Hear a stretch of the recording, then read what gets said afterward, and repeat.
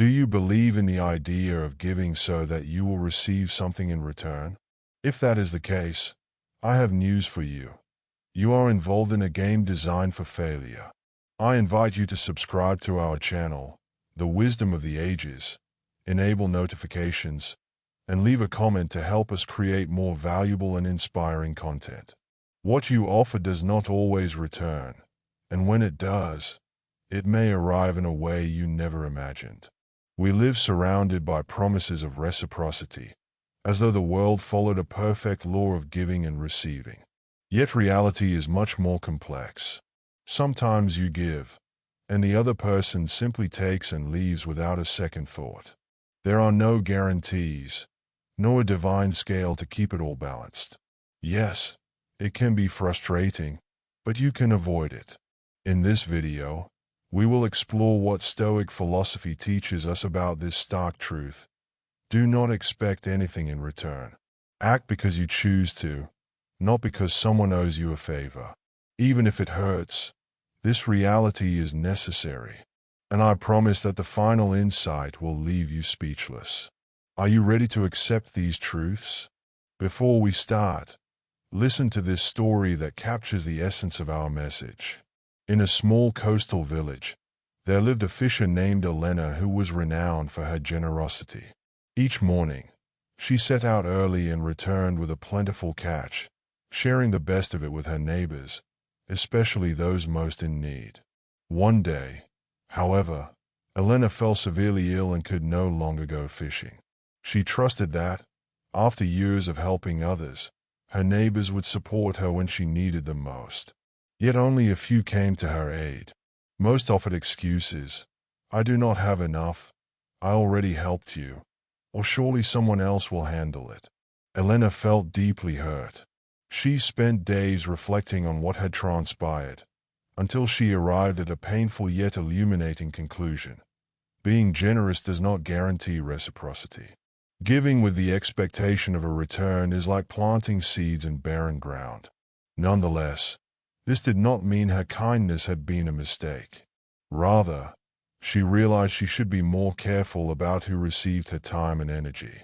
Once she recovered, she went back to the sea with renewed determination. This time, she resolved to be generous only with those who sincerely appreciated her assistance, not with those who just took and disappeared. Through this decision, she forged more genuine bonds and discovered what it meant to give without resentment. One day, a neighbor who had long dismissed her goodwill arrived seeking help. Elena, with a gentle yet determined smile, replied, "Reciprocity is not demanded or begged for, it is built.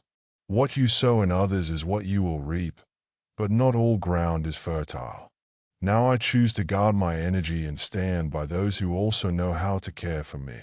The moral of this story is clear.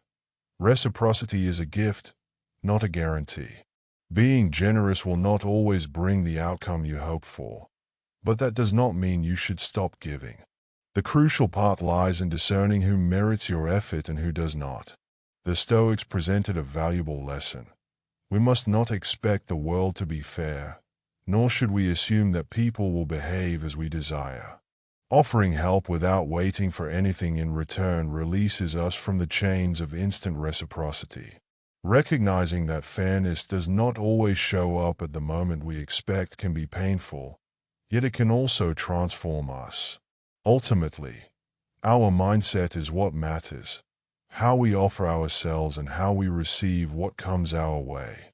If this notion unsettles you, do not worry. We are not here to make you feel worse. We want you to see things differently. Instead of waiting for someone to pay you back, change your perspective. Act because it feels right. If someone recalls your kindness later, that is wonderful. If not, that is also fine. The key is not to bind yourself to the idea that whatever you give must eventually return in the same shape. A good way to approach these situations is to focus on the intrinsic worth of your actions. For instance, if you decide to help a coworker, do it because serving someone fills you with real satisfaction, not because you are counting on a reward. Ask yourself, Am I doing this because it makes me feel fulfilled, or because I am looking for something in exchange? If the first answer is true, then you will not be so hurt by a lack of reciprocity. Remember that time often serves as the judge that balances things out. Reciprocity is not always direct or immediate, and that is not a bad thing. Authentic richness arises from finding personal contentment in your willingness to give, regardless of what occurs later. As Epictetus said, life should not be measured by what we receive, but by what we are capable of giving without expecting anything in return. Nevertheless, sometimes generosity can become problematic. If giving turns into an unchecked habit, you may wind up losing more than you gain. We are not referring to small acts of kindness that brighten life for both the giver and the receiver, but to an unbounded generosity that causes you to neglect yourself. Excessive giving may appear admirable at the outset, but it becomes a burden in the long run. You find yourself devoting your time, your energy, and your emotional support while others come to expect more and more.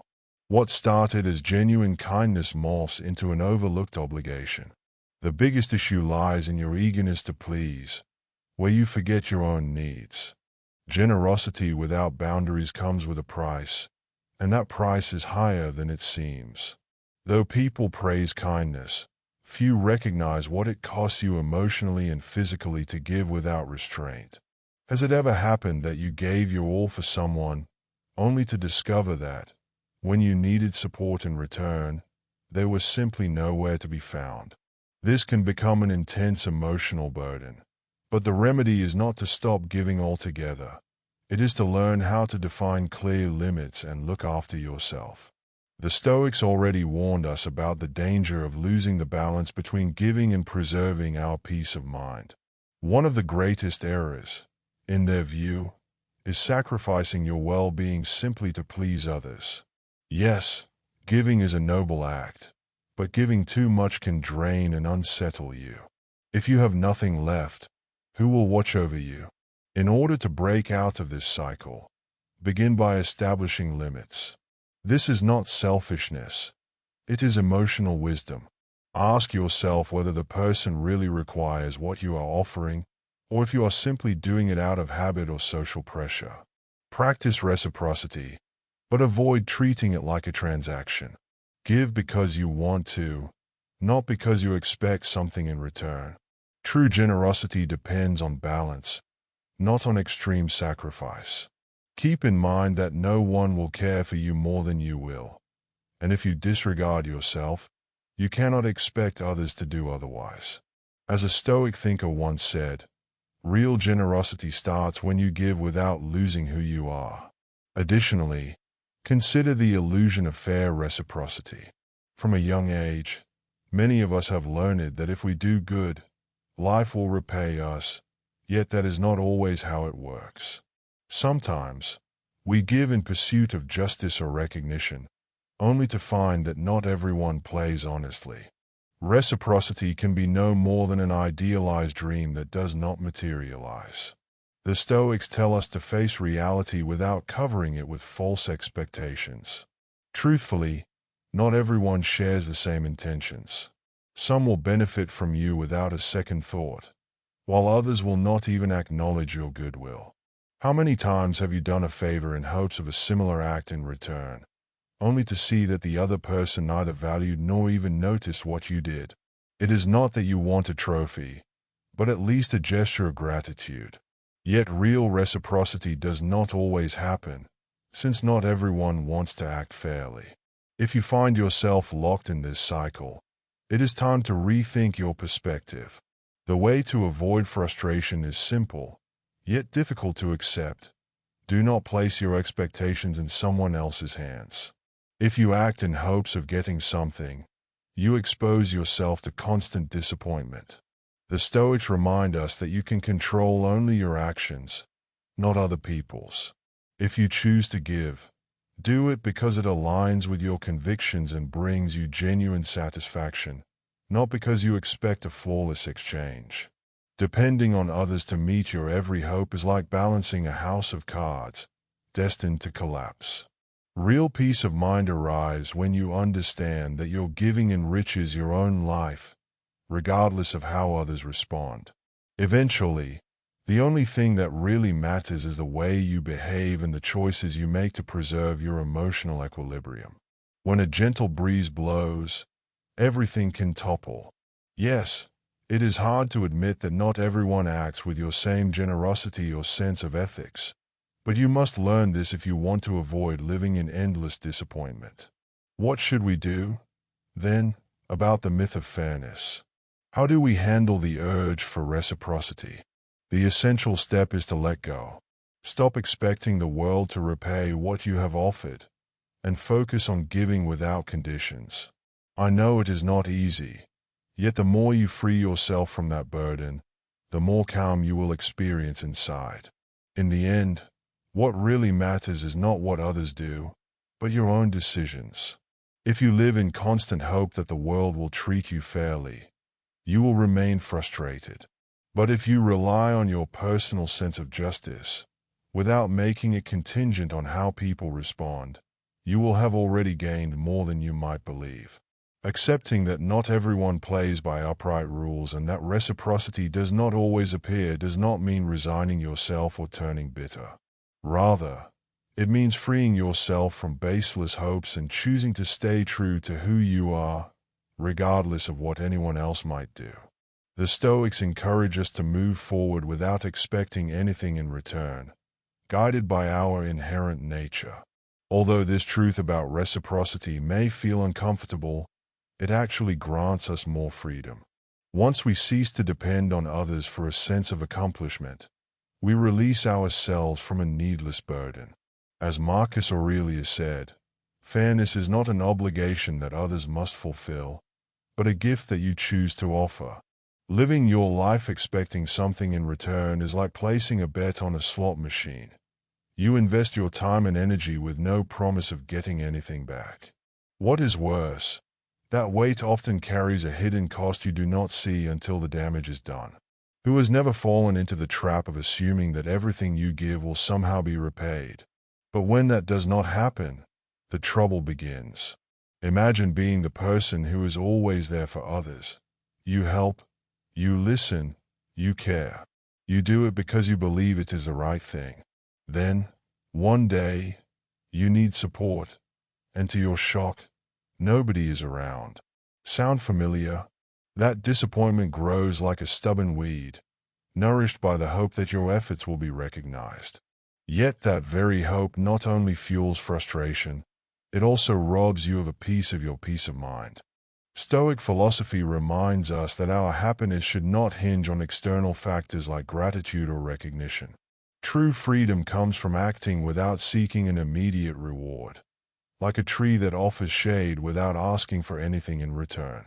Although this might seem ideal in theory, the practice is not always simple. Here is the uncomfortable truth.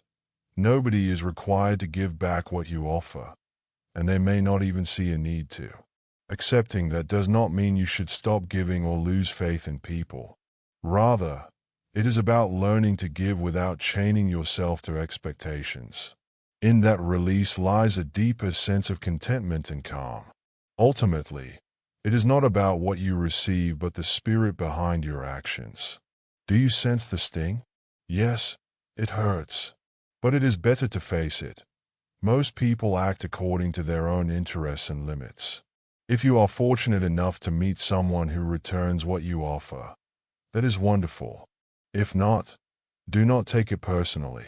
It is simply life, that tireless teacher reminding us that not all things are fair or equal. How can you deal with this reality? There is a straightforward yet powerful approach. Learn to give without expecting anything in return. Yes, it really is that simple.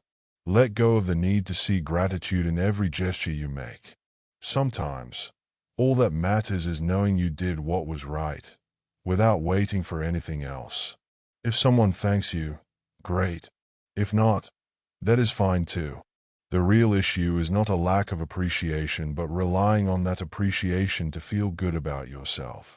Such dependence makes you vulnerable, and nobody wants to stay vulnerable all the time. Next time you do something for someone, do it because it is right, not because you anticipate a payoff. You will be surprised at how liberating it is to drop that expectation. Genuine peace appears when we set aside the demand for reciprocity and realize that the important thing is not what we receive but what we can give, no matter whether others value it or not. As Brian Tracy says, real freedom lies in taking action without expecting a reward. Toxic reciprocity. Have you ever felt that no matter how much you give, it is never enough? As if the people around you always expect more, yet when it is your turn to receive, their hands are empty. That is the so-called reciprocity, the concept that seems so fair and balanced. However, it can turn into an emotional trap that few recognize. What is called toxic reciprocity is the kind of relationship in which, instead of a fair exchange, you find yourself caught in a cycle of giving without getting an equivalent response. But why do we get pulled into this dynamic? In theory, reciprocity should be straightforward. You give what you have, and you receive what matches it. Yet when this principle gets twisted in favor of one side, it moves away from generosity and caring. If you have ever given more than you have received, time, energy, emotional support, you know what we are describing. It starts out seeming natural, a favor here, a bit of help there. But gradually, the balance shifts more and more to one side. This is the first emotional trick. They make you feel like you always owe more, whether or not that is true. It is like being told that the only way to be worthy of love or respect is to keep giving endlessly, regardless of what you might receive in return. When you think about it, that situation strongly resembles what the Stoics referred to as controlling your own emotions. They warned us not to let outside influences manipulate us. But hey, the outside influence is not necessarily other people. It can also be the expectations we create for ourselves by trying to satisfy what others want. The remedy is not difficult to grasp, though applying it may be hard. First, you must accept that giving does not always guarantee an instant return. Still, if there is never any return at all, it might be time to stop. Learn to set clear limits and remember that reciprocity is not a bank account in which everything must be precisely balanced. It is more fluid, based on mutual respect. Saying no when needed and preserving your energy is crucial for breaking away from toxic reciprocity. Genuine generosity does not mean giving until there is nothing left. It means offering what you can without losing yourself along the way. Reciprocity is not a bad thing. The problem arises when it is twisted, manipulated, and turns you into a prisoner of your own expectations. If you decide to give, do it because you genuinely want to, not because you feel pressured or see it as a forced transaction. Remember that your emotions are not currency but a precious resource you need to protect. Stoic philosophy encourages balance, staying in control of what is within our power, and not letting ourselves be swayed by what others expect. So the next time someone tries to catch you in the trap of toxic reciprocity, pause, breathe, and reflect. Ask yourself whether you are truly acting from generosity or if you are entering a one-sided emotional game. In the words of Gandhi, reciprocity is not a debt but a matter of respect and balance. Not everyone values what you do. That uneasy feeling, does it ring a bell? You put everything into it. Your energy, your best intentions, even a piece of your heart, and all you get in return is a polite thanks or, worse yet, complete silence. Yes, it is painful, and even if you do not like to admit it, it happens more often than you would prefer. We enjoy thinking that people will notice the effort we make, that gratitude will be the natural response. But the truth is that it does not always turn out that way. First, you have to realize that not everyone defines reciprocity the same way you do. Maybe you readily thank others and repay favors, but that does not mean everyone else will do it that way. For some, What you see as a major effort might just be something they take for granted. They might not even pause to appreciate your help because, from their point of view, it lacks significance. It is like giving a book to someone who has no interest in reading. You picked it out carefully, wrapped it lovingly, and handed it over hoping the content would enlighten them. But in the end, the book ends up forgotten in a corner, unopened. That collision with a harsh truth. Not everyone is able to value what you do for them. What is the next step in that scenario? The Stoic response is crystal clear. You cannot control how others react, but you can decide how their reactions affect you. Let go of your expectations. Even if it sounds like a trite motivational slogan, it has a solid basis. If you stop expecting everyone to respond as you would, you free yourself from needless letdowns. This does not mean that you cease being generous or become numb. Rather, it means learning to give without demanding something in return. In the end, what matters is not how people interpret your actions but the purity of your own intentions. Expectations are like a boomerang thrown carelessly. They always come back with an unexpected blow. Is it not better to stop throwing them? By learning to give without tying yourself to some response or sign of gratitude, you steer clear of the pain that arises when it never arrives. So the next time you catch yourself asking, why do they not appreciate this? Remember that life does not always follow the script you have in mind. Not everyone will see the sacrifice or meaning in your gestures, and that is okay. Your worth is not determined by outside validation but by the clarity and sincerity of your actions. Other people's reactions do not define the purity of what you do.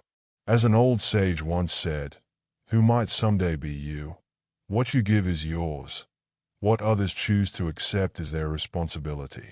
Saying no is also an act of generosity. Let us be honest. Life is not an endless chain of favors. As difficult as it may be to accept, not everything you give will come back to you, and not all that you receive needs to be repaid. Believing in some cosmic balance that weighs all of your deeds is a dangerous illusion. In fact, learning to say no is one of the most significant demonstrations of reciprocity, both for others and for yourself.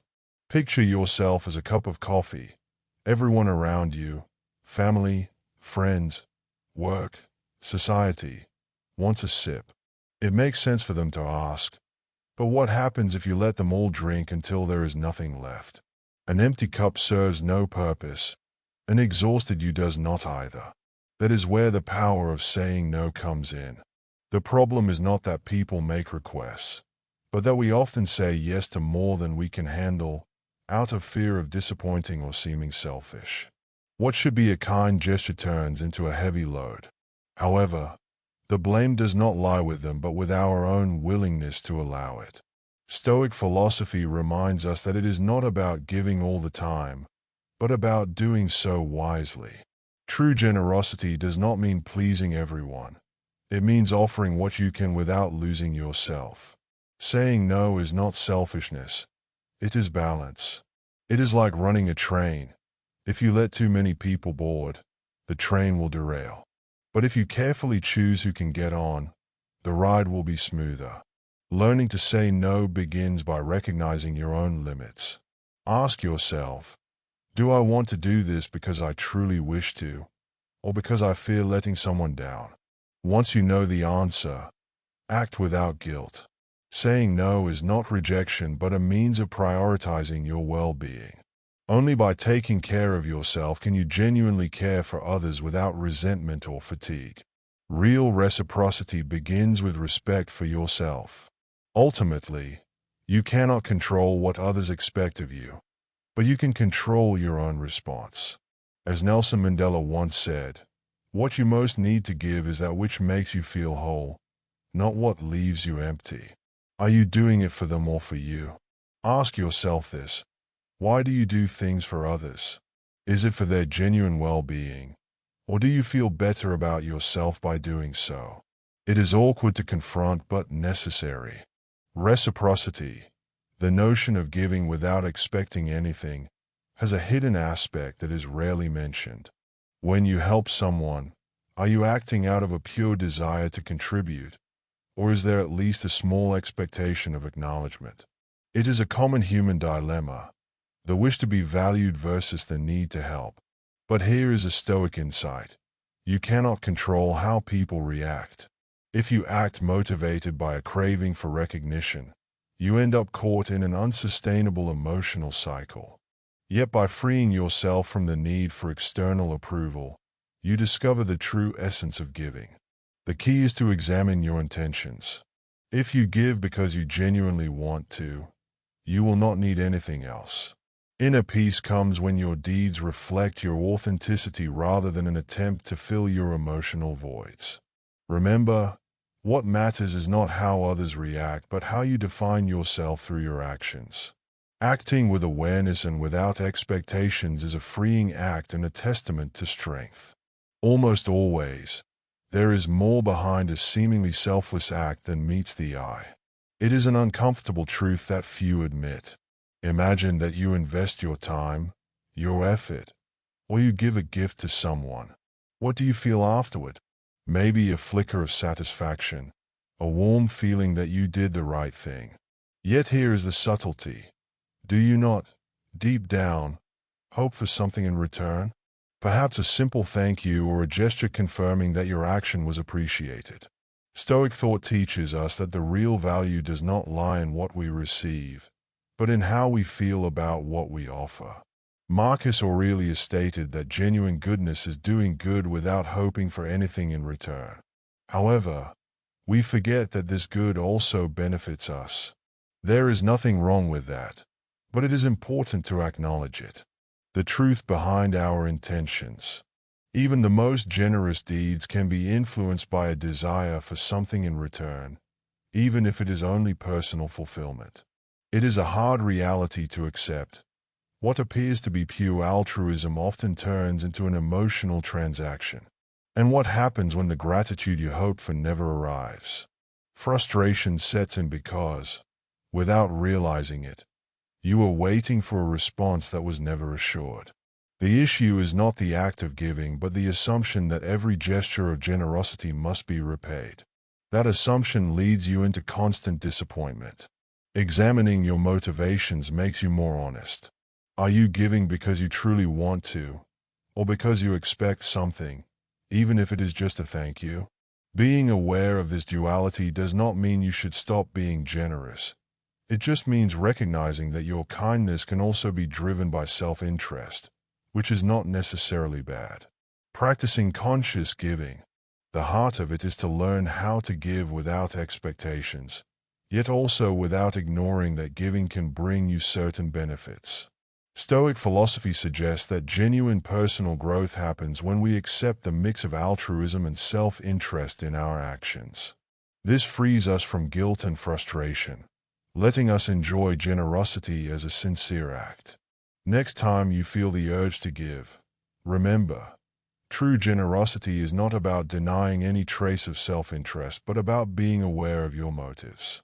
This way, you not only feel better doing it, but you evolve as a person too. What really matters?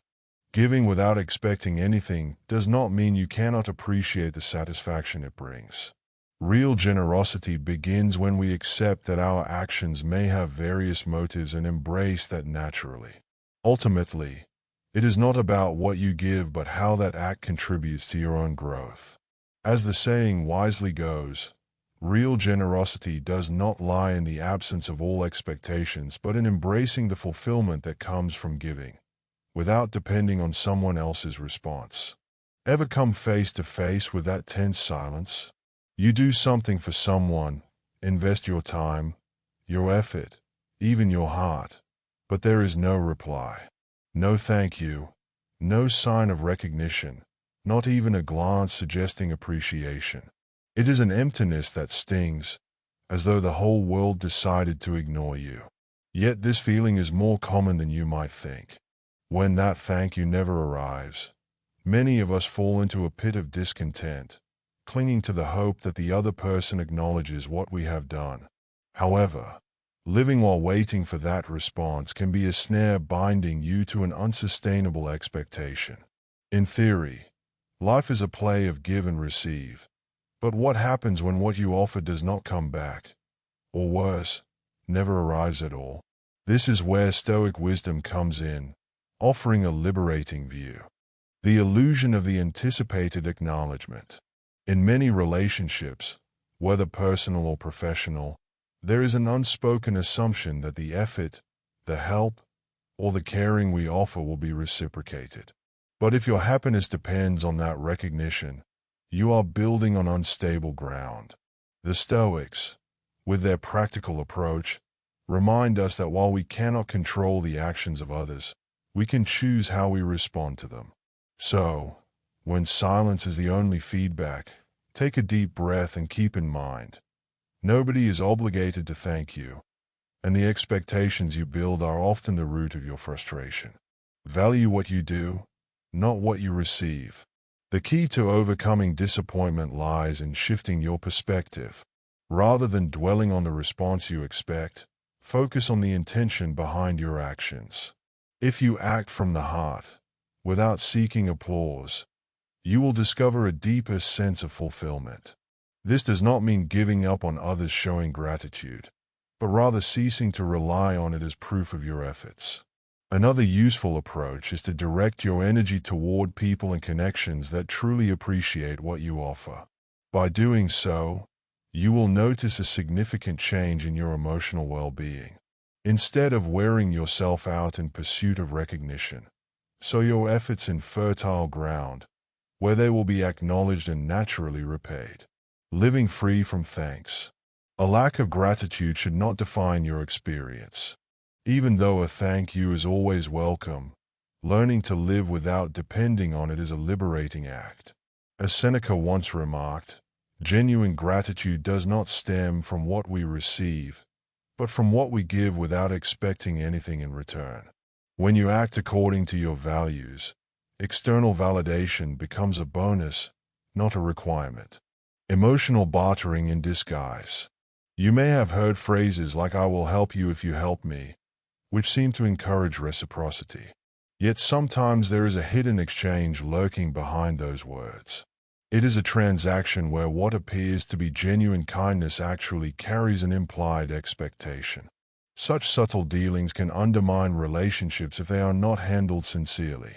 True reciprocity is not a bank ledger for emotions, in which every action must be paid back with interest. Instead, as the Stoics taught, it involves acting in alignment with your values, giving because it is right and because it fulfills you to do so. That way, kindness remains a pure act, free from the urge to control or manipulate. Letting go of expectations. The secret to living without falling into these emotional traps is to practice detachment from expectations. This does not imply rejecting others' gratitude, but rather learning to avoid depending on it for your sense of completeness. Reflect on your intentions. Do you give because you truly want to, or because you hope to get something in return? By recognizing the mixture of motives behind your actions, you can act with greater honesty and freedom.